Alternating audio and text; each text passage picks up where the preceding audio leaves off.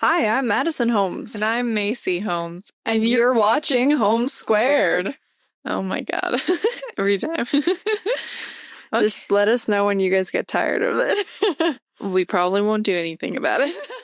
Also true. So today we wanted to talk about propaganda and power. And because we read 2 books, or actually you read because yours was only 4 hours long for listening purposes. I am still in the middle of my book, but we've been reading 2 books. Madison, what book have you been reading? Propaganda by Edward Bernays. Yes, and I've been reading The 48 Laws of Power by Robert Greene. The big PPs. Yeah. So I guess the first question would be, why did you decide to pick up reading propaganda? 'Cause our family's writing a book. No, but More like Maddie's writing a book for our family. Yeah. I'll get the family's input. Just somebody has to show the initiative. For the book, the big thing is what we call the 4-to-1 rule. And the 4-to-1 rule, it didn't originate in the house per se, because, the ratio 4-to-1 appears everywhere. But as it is applied in our family, it is 4 truths, 1 lie, or vice versa, 4 lies, 1 part truth. So that's the 4-to-1 ratio. It can go either way. And that rule applies everywhere. And especially with our hemisphere work and our knowledge on how the brain works, you can find where even in the oligarchs, or theosophy and stuff like that, these are clearly people with nefarious intent, but they can make a statement such as, ripple effects go throughout time. You never know what you're in relation to. It's like, okay, so that statement makes sense, but then when they tell you that you can be a divine God and you can literally be God the closer you pursue your divine knowledge, then all hell breaks loose. So the 4-to-1 rule is really just understanding that no matter where you go, who you're talking to, what you're studying, there is either probably a part truth or a part lie in it. And that means you always have to have your discerning caps on. So that's why I started it, because Dad, when he started thinking about the 4-to-1 rule, this is the propaganda by Edward Bernays is one of the big books that stuck out in his head. And he said, this is the book if you want to understand the 4-to-1 rule, and kind of where he started erecting the term in our household about it. That's the one to use. So I figured 4-hour listen, just get it in me. And we'll move on to my book as well, but why, I guess, what have you learned in the book so far that you feel is worth sharing for people to kind of get their heads wrapped around on what propaganda is, and I guess how it relates to that 4-to-1 thing that you think that people should be paying attention to? That's a good question, MayCee. Honestly, it's in... Basically, what stuck out to you is important. Yeah, well, it comes off straight from the beginning, because people hear propaganda, and they immediately think they know propaganda. I heard propaganda, and I thought I knew what propaganda meant.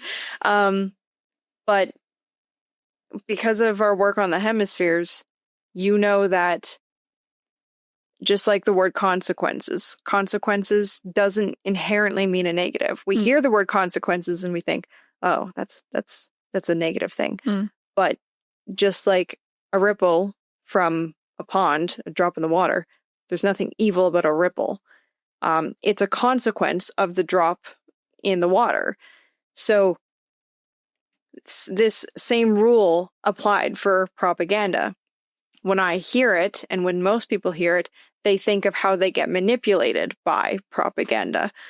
And right from the beginning, Edward Bernays, his goal was to get rid of that notion, the inherent disgust and trepidation that people get when they hear the term propaganda. And this is where the 4-to-1 rule applies, because there's part truth in the statement. If we look at propaganda in the terms of where it originated from, which they share in the book as propagation, just the propagation of an idea, propaganda can be in a simple conversation between you and me. We could be having a conversation, propaganda about propaganda. And so knowing this,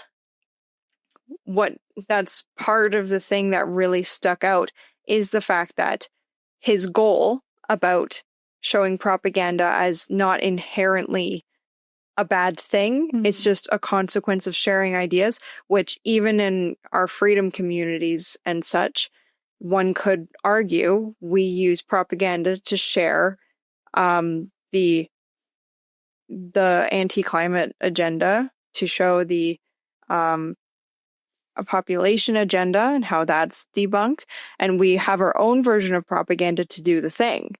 So making the argument, then you go back to the hemispheres mode of attention. Okay, so are you using propaganda for what aim? Look at what's the line that Dad always says? Show me the money, I'll show you. No, show me the incentive, I'll show you the outcome. Yeah, show me the incentive, and I'll show you the outcome. So with Edward Bernays, that being his goal, he's also a propagandist. So his incentive, and throughout the whole book, he wants to propagandize propaganda, making the statement that it is a necessity for us. So just knowing his incentive, you can look at the whole of the book and go, okay, this guy had some nefarious intent. Not even the sense of because he was an evil individual, but he genuinely believed his own press, which is the danger of propaganda. You can believe your own press and pat yourself on the back. Yet, knowing that, he still has part truth in his overall goal, which was to look at propaganda as a tool of propagation of ideas, of which it is. So that's the big thing that stuck out to me.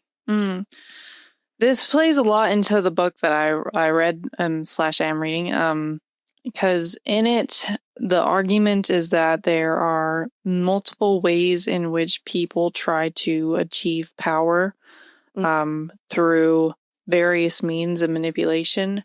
And he would argue like whether they know it or not. And some of them were even ones where it's like if you come across someone who is more vain, let's say, and they don't really like to be outshone, then what you can do, whether subconsciously or not, is you will suppress your own greatness or be more modest to try and win favor with this type of individual as your way of a means to achieving power. And so, again, and there's been lots of instances, I'm sure, in people's lives where they've felt like they might have to step back on what it is that they say or how they think, and like, do I tell this person in honesty or do I not tell this person in honesty completely because I'm trying to figure out a way to say it nicely? Right. And in his eyes, he was like, these are all ways that you are trying to achieve power. And now a part of me is like, when it comes to our hemisphere work, there was a part of my hemisphere that agreed with this in the sense where it's like, yes, there is what you were just describing, this propagation. So it's like there is always human beings wanting to negotiate themselves in this world. And one of those means is, I guess, what you could call his 48 laws of power. But that I honestly just see that as also like negotiation. Because it just depends.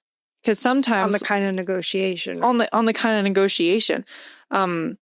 Because what we know from the work of the hemispheres is that the left hemisphere, and this was quoting Gilchrist, is the hemisphere of reaching out to grab something, whereas the right hemisphere is the one of just reaching out, period. So already that puts a differentiation between what the mode of attention of what is this, how I'm doing a thing, like how I'm choosing to, I guess, quote unquote, propagate my narrative, how I'm choosing to use my means of power. Yeah. It's like how I'm doing this thing. Manipulation. How am I manipulating? Yeah. Is it to manipulate someone for what it is that I want? And then the next question is, well, what do you want? Because what if what it is that I want is my propaganda is, well, I want their human beings to prosper. Right. Like maybe maybe my propaganda is I want people to be self-sufficient. And maybe my propaganda is I want people to just thrive. It's like, well then, yeah, I'm gonna promote my propaganda. And then this is a bit of the problem though, is that when I was reading this book, and we are having lots of good conversations with our family members because we talk to each other. But the problem with a book like that is he's telling you the type of people that you shouldn't trust, but he himself is the type of person that you shouldn't trust. And I'm thinking of that as I'm reading it, because it's like, it's basically, here's how you use the left hemisphere, the power-driven, control-driven, fear of uncertainty version of yourself, self-centered version of yourself that doesn't take in context, that doesn't care to negotiate with other people. Here's how you take that to power struggle and defeat the left hemisphere. It's like, if that doesn't sound like a self-referential, just freaking big nothing burger, then I don't know what does. I will use the stones to destroy the stone. Yeah, exactly. It is, though. It's just propagating more left hemisphere, because it's like the solution to these mistrusting individuals. Because even this, MayCee was telling me some of the examples, and there was this sad one about, a prince, and he had a poor friend, and the prince was trying to rule at some point. Is that correct? And then he was on his way to becoming a ruler, and he needed his friend's help and assistance in government. Yeah, because the friend has different perspective. He's poor. He's got the street life. He's looking for another side of things. So the prince is like, I'll help you. I need a second pair of eyes. Will you do that for me? And then a betrayal happens as the story goes on. And well, the story goes on because like the prince was asking his friend for some help once he steps into government. And then the friend, this prince would give his friend a bunch of gifts, and he would give him riches, and he was being a good friend in the sense of like, I'm going to compensate you for what it is that you're doing for me. But also he would give him gifts in the sense of like, I am just showing my genuine appreciation anyway. It's not like you necessarily have to do anything for me. But then as the story goes on, there's the betrayal of the friend who's just like, once he gets a taste, right, he wants more, and then he completely forgets all of the context as to how his prince friend, who was in a better position than him, was the one that helped him out. And in the assessment, like Robert Greene's assessment of the story is that, well, this person, this boy, the friend, clearly thought that he deserved what it is that he got, and maybe he did. Maybe there was competency, right? But then he forgot where it came from, which was the good graces and the potential and the love of his friend. Yeah. But sorry, so go on. And well, exactly that. So then this betrayal happens, and the solution to the mistrust that this prince now has is to be mistrustful himself, is what the author would say. The solution to being betrayed and avoiding getting stabbed in the back, or don't hire your friends. Don't hire your friends. It's like, okay, so now everybody is this way. Yeah, it is entirely Hall of Mirrors, which is key of the left hemisphere, because the left hemisphere, literally, for people that don't know, the left hemisphere is it's always opposite. So left hand is the right hemisphere, more or less, and then the right hand is the left hemisphere, more or less. Not just hand, like the whole body. The whole body, the whole body. The left hemisphere controls the right half, which is why majority of people are right-handed, because it's physically better, as MayCee alluded to, at grasping things. Mm-hmm. But the right hemisphere, because it's contextual, it knows the whole body. Even though it has a proclivity for the left side, it can still access the right side of the body. The left hemisphere can't. It literally does not know about half of its existence. Mm. It does not know about the right hemisphere.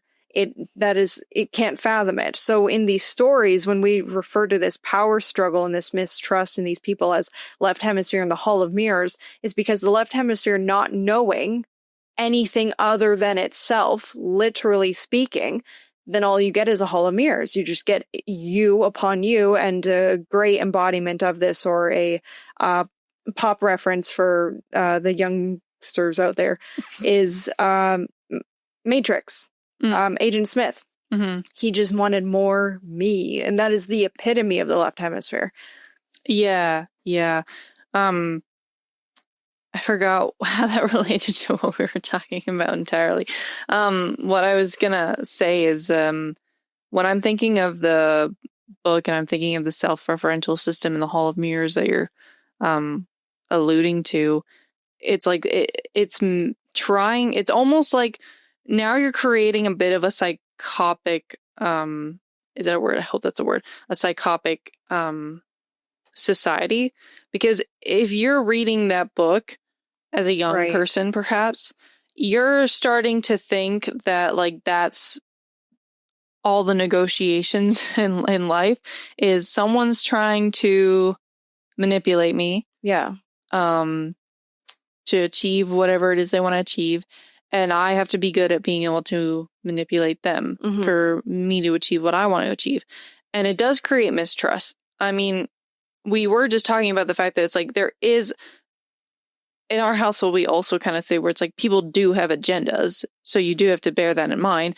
And yes, some of them are like whether consciously known or not, because the intricacies of their story, they might not be aware that they're doing a thing, and they may be trying to nudge you in a certain direction. It's like because everybody has a left hemisphere, so a part of that book is telling the truth, because it's like there is a part of you that is interacting with and being the nudger. Intending for power. Power, or just the propagation of the narrative that we were just talking about.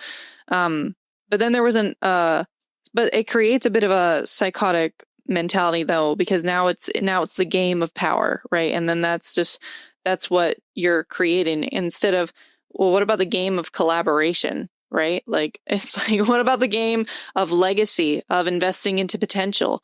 It's like when you're playing those games, yes, what I'm saying right now is my propaganda of the fact that that's what I would like to see. But when you're thinking about it, we were watching the Wall Street movies. They were with, I think, I forgot his name. Is that Michael Douglas?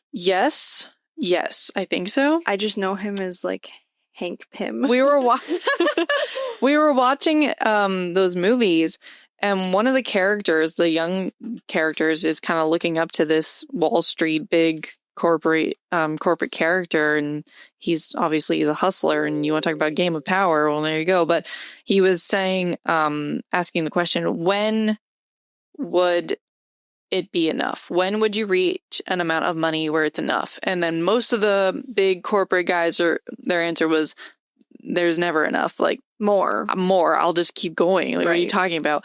But I was thinking about that as I was reading this power book, and I was like, but what if there was a number where you felt like, and I don't mean just like number arbitrarily, I mean like, what if there was a standard where, and this isn't anything new, like people have said this before, where if people felt like they were at a comfortable place in their lives, where they felt like they were sustained, and they felt like they were, all of their needs were met economically, like they got foods covered, all that fun jazz, then maybe what happens is they start thinking about, okay, maybe now I can invest into some charity, but not just charity into other people, but maybe the charity of my mind. Maybe I can start thinking, which would be a charity to other people if you invested in your mind. It's like, maybe I could be taking time to study astronomy, taking time to study psychology, just taking time to study the psychologists, taking time to study the astronomers, right? Like, and so taking time to study all these things because you have the basics met. I think it's Catherine Austin Fitts that was talking about the popsicle index, and that's kind of what that is. It's like if you feel like you're not in a safe enough neighborhood where you can even go down the street to go grab a popsicle, right? Then you're not gonna go do that thing. But what does popsicle do? Like, what is going in a popsicle? It feels like it's good, like, morale boost. You know what I mean? But it's just, you can't get morale boosts and you can't get boosts in life without feeling like your needs are met. And so this was something that I was just thinking about in terms of that movie and these Wall Street people, because they are, like, I guess, a good example of when you're thinking about, like, the upper echelons of people who think like this, of the power game struggle. But it's like, what if you weren't, what if there was a number? What if there was a thing where it's like, no, now hand it down to the other guy, the little guy, right? It's like, you're just going to keep striving forward for you, right? But what if you held a monopoly because you were successful, because maybe you were investing into people that had a talent and you were like, come into my business. I'm going to eat you up, and for better or worse, and obviously for better since you have a monopoly, right? But now what if there's people down the line that are like, I want to do my own thing, or there's new up and comers coming in and they're like, I want to start businesses, but you're so big, and like, I don't know if I'm like on par with necessarily joining your crew, or just all the nuances of, like, we can't just have one big company run by one. It's like, apparently you can. What if it was like, oh, okay, so what I have created, I'm going to pass it down to the little guy, and I'm going to invest into them to like, rising tides float all ships. I'm going to lift them up, right? And then now you've invested into legacy, and now and then if you were ever in a spot where maybe you felt like things weren't okay or you needed some help, it's like, it's almost like family. Like, I that's how I'm seeing this, is like, instead of it being a power struggle, what if it was like a family where it was teamwork, where it was like, right, I'm going to invest into my child project, your child project. I'm going to invest in the potential of what this thing could be, and not knowing whether or not it's going to work out in the future.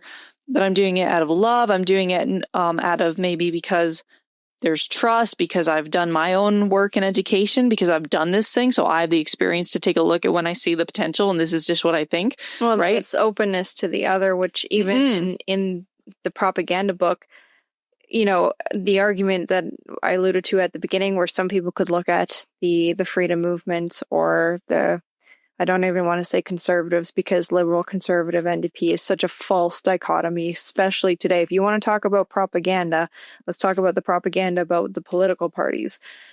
But the idea about propaganda being on both sides still doesn't make it all bets are off. All propaganda is created equal, because if knowing the hemispheres, what mode of attention, or as the quote that Dad always says, the incentive, because even in some being a part of our local groups that are trying to bring more education on things like the corruption of the political system and the medical system, and how to get around that, heal from that.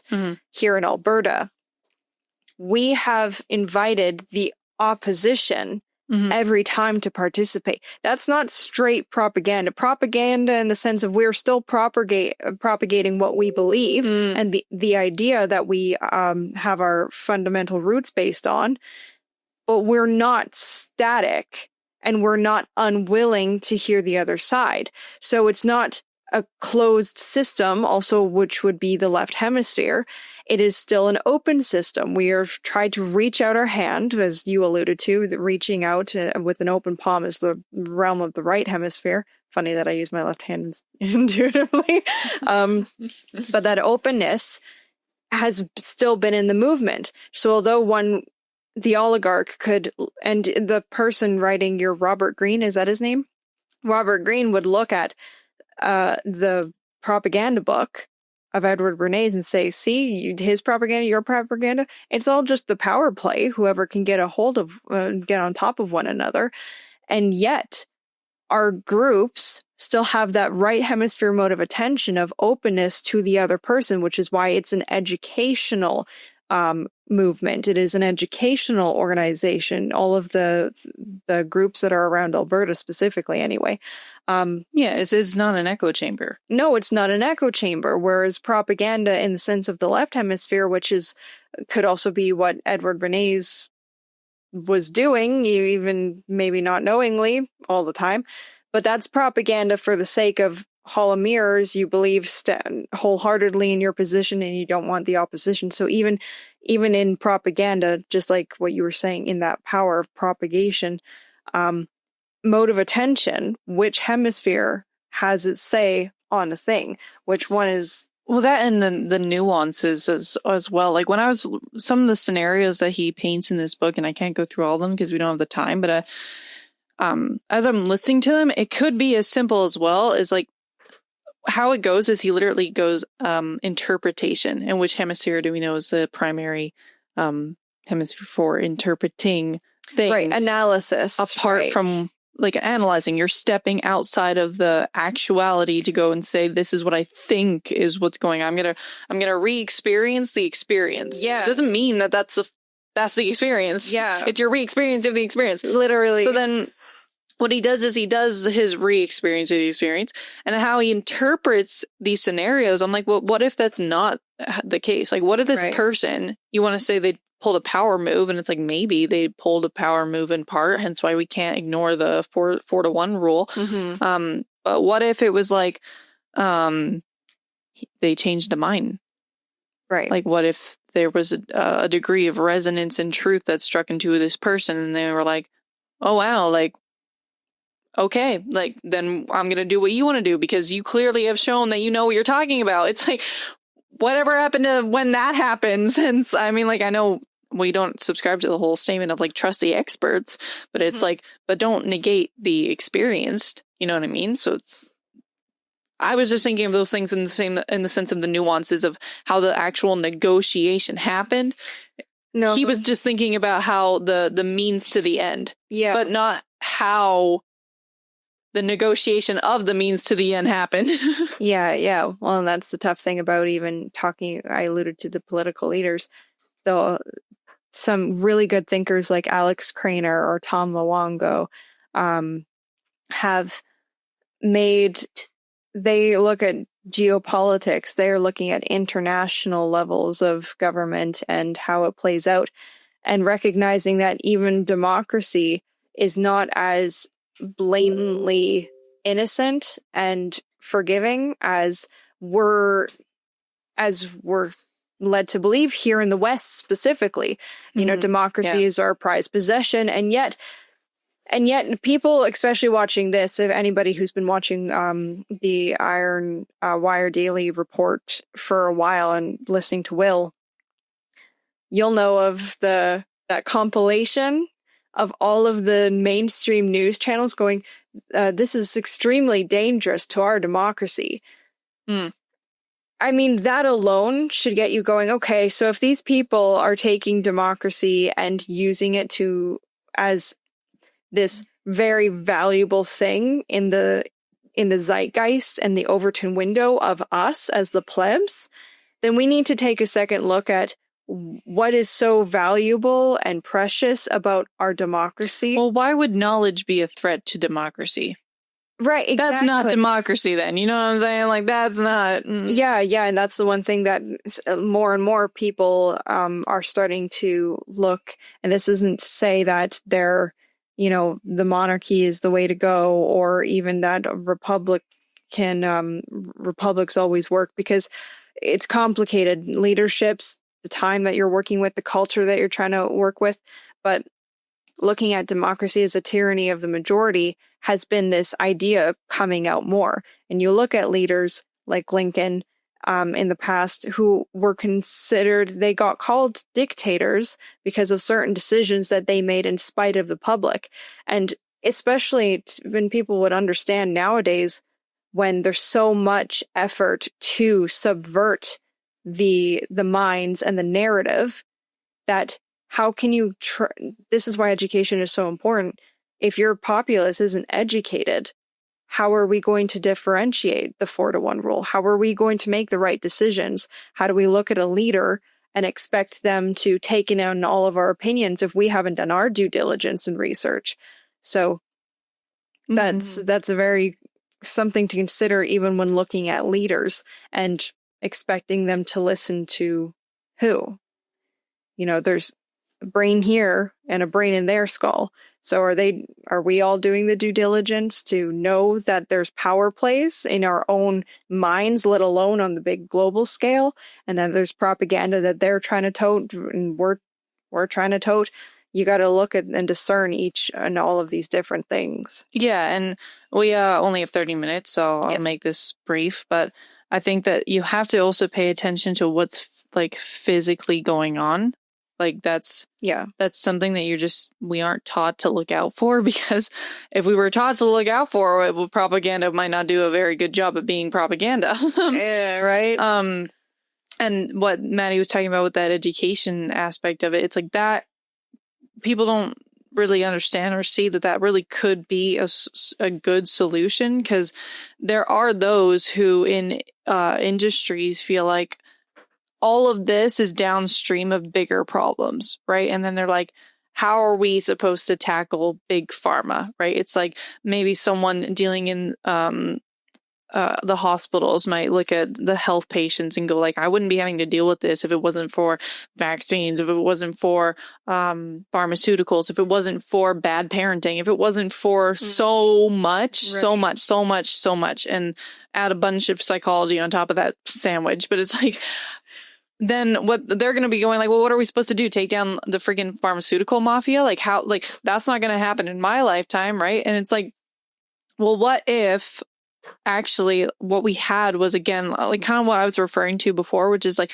if you had a society that felt like they were in good state of abundance, and maybe they could be educating themselves on these things, then maybe we could be understanding more of ourselves, so there's less of us in the hospitals, and then understanding ourselves so that there's less of us to have to go and take care of those people in the hospitals because they're not going to be there. You know what I mean? It's like these are things like, how do you solve the insecurities of your life? Like that's and I feel like that's why almost like, funny enough, this can be a fun little plug, but it's like, that's why energy is so important, because it's like, if we were actually making things faster at a faster rate, then it gives us the time to actually learn these things instead of trying what we're doing now, which is like, and I feel like this would be inevitable anyway, where it's like, we're right now surviving and trying to learn at the same time, but it's like, it would be a lot nicer if it was like more abundant, so that way other people felt comfortable to have the time to learn as well.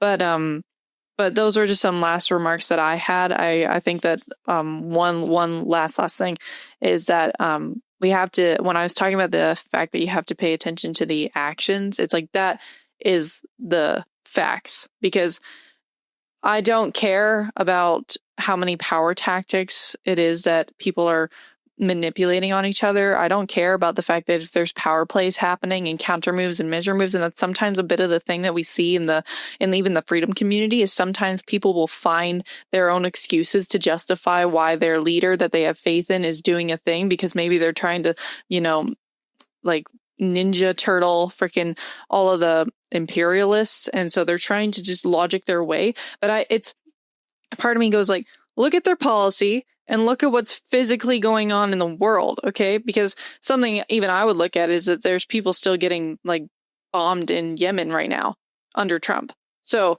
and that was not me totally going like, let's just do a whole thing now on why I don't like Trump. Like, that wasn't it. It was just a context of like, there's still people dying, and we have to ask ourselves, is that what we really want? Is that what are we like, so make America great again, that it's just like American hegemony and exceptionalism, where we become our own Nazi Germany, and we just think that we're like the Aryan elite class of like Americans and Canadians and Western culture that thinks that we have the right to go kill a bunch of human beings? It's like, well, maybe you're making a reason because they committed atrocities, but it's just like, but we do that to each other. It's like, we have had our own issues in the past of doing that. Like, we're under tyranny right now. So, yeah, but anyways, I know we are definitely over time, and that can be another topic for another time, but. Oh, of course. That one's definitely. That one's juicy. There you go. I plugged a teaser. A potential teaser. Yeah, there you go. Little nibblings. Yeah. But on learning oneself in order to not fall into these traps and to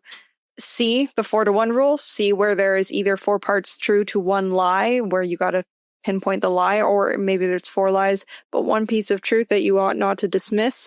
You can, again, go to our Substack at Home with Holmes. because we do discussions on the hemisphere work, Ian McGilchrist and the Master and His Emissary.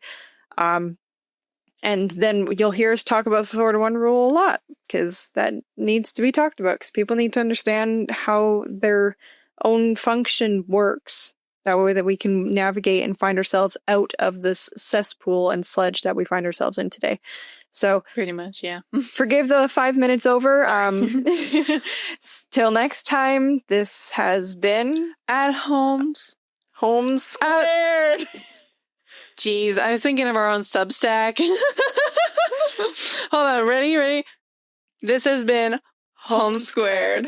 Thank you for that redemption.